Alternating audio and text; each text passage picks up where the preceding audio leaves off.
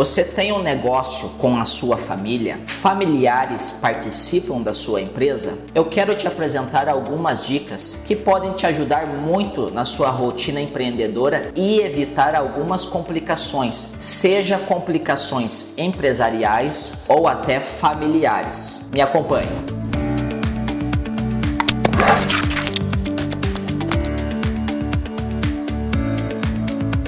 Eu sou o Robson, contador e consultor da Connect Conta. A gente é um escritório de contabilidade digital e trabalhamos em todo o território nacional. Então, se você tiver aí dúvidas, tem dificuldade com a sua contabilidade, enfim, se você tiver qualquer dúvida ou está com dificuldade com seu atual contador, pode entrar em contato com o nosso time do comercial, que a distância não será a nossa barreira. E eu quero passar para vocês hoje dicas de negócio familiar. E eu vou te passar de uma ótica de quem já esteve dos dois lados. Eu venho de uma empresa familiar, antes de abrir a Connect, de estar à frente ao escritório, eu trabalhei 15 anos em negócio familiar e aqui estando à frente da Connect Conta, a gente passa também consultorias para o mesmo tipo de situação. Então eu tenho propriedade aí, uma bagagem bem grande que eu tenho certeza que vai te ajudar com essas dicas que eu tenho para te passar. Primeiramente, eu preciso separar com duas divisões aí a minha apresentação.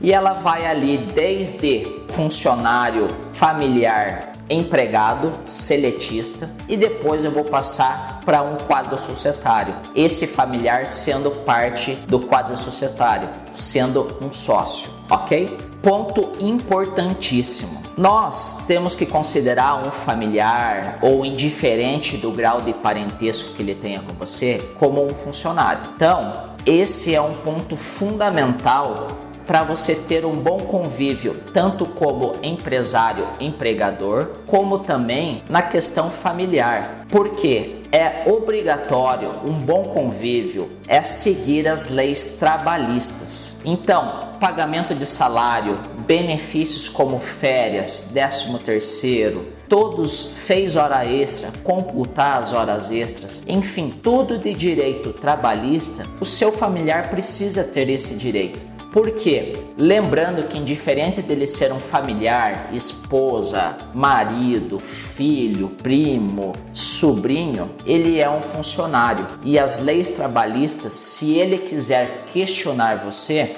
com certeza os direitos deles estará assegurado. Outra situação, na contratação de um familiar, não vai fazer a contratação apenas porque ele é o seu familiar ou porque tem tais dificuldades que você quer ajudar. Não vai com esse mérito, não vai com esse raciocínio, porque pode dar muito errado para você. Você deve contratar por méritos. A pessoa merece estar lá, está de acordo com o perfil empresarial seu e da empresa, ele vai se encaixar na cultura. Isso é ponto fundamental para um bom convívio. Promoção de cargos e salários. Bom, você tem um parente, você tem ali uma autonomia maior de delegar funções. Essa pessoa, ela está ali no teu âmbito familiar, dentro da sua casa, conhece exatamente o seu perfil. Acaba acontecendo ali uma miscigenação, uma mistura de fatos, diante que às vezes aquilo que era trabalho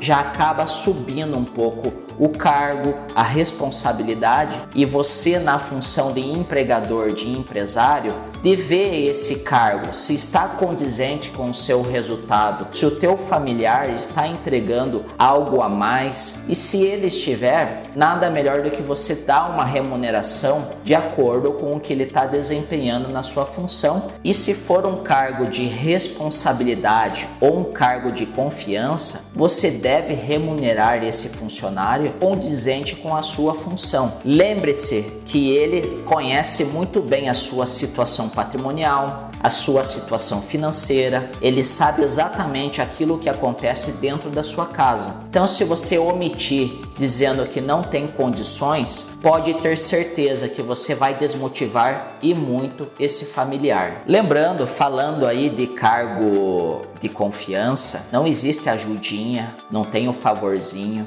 Não tem nada disso. Tudo é dentro da CLT. Trabalhou a mais? Paga hora extra. Trabalhou no sábado e no domingo? Pague hora extra. Não tem ali lacunas. Tente evitar esse tipo de situação. Porque, lembro mais uma vez, a CLT, indiferente se ele é um familiar, primeiramente ele é um funcionário. E eu nem posso falar então se ele trabalhar sem registro, né? Não vamos nem colocar essa situação de trabalho sem registro, porque isso seria inaceitável e a sua empresa vai estar mais em risco ainda. Bom, agora eu quero ir para a ótica do quadro societário. Realmente, quem está, um familiar, um filho, uma esposa, um sobrinho, que está pode ser o seu braço direito, a gente recomenda aqui, a gente passa assessoria até dessa pessoa fazer aí parte do quadro societário. Sendo assim, foge toda a figura de CLT, de funcionário,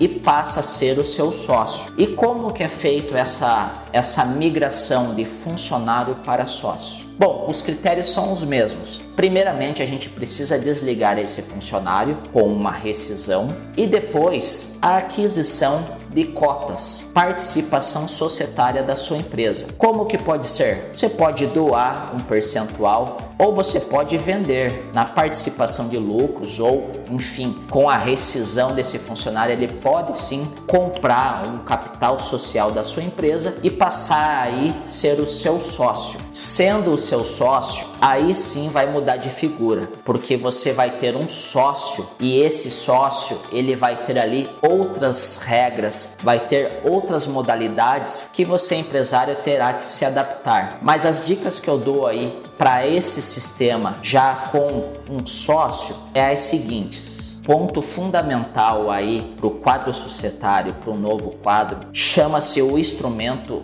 contrato social. Será o regimento dessa sociedade. E os pontos fundamentais desse contrato social fica na administração, os critérios e o que cada sócio vai fazer, se esse novo sócio é do operacional, discriminar exatamente qual é a incumbência do que ele está encarregado diante dessa empresa, pontos como distribuição de lucros, e aqui eu tenho uma dica, é possível ser desproporcional ao repartir os lucros. Então, se o novo sócio tem um 1%, não significa que ele vai ter ali a sua remuneração de distribuição de lucros de 1%. Estando acordado no contrato social, esse percentual pode ser maior, sim. Outro ponto fundamental é na questão do falecimento. É possível colocar dispositivo de tratativas de como é caso um dos sócios venha a falecer. Sendo assim, o sócio remanescente tem condições, tem argumentos em contrato social de o que fazer, quais serão os procedimentos caso isso aconteça. Gostaram desse assunto? É um conteúdo bem relevante para você, empregador, que tem aí familiares. É interessante dizer que exigem várias particularidades, mas eu quero dizer para você também que nós somos um escritório de contabilidade e estamos aqui para te ajudar. Tem dúvidas ou qualquer situação aí, entre em contato com o nosso time do comercial. E mais uma vez eu convido você a entrar no nosso canal do YouTube, dê o seu like para fortalecer o nosso conteúdo. Um forte abraço, tudo de bom!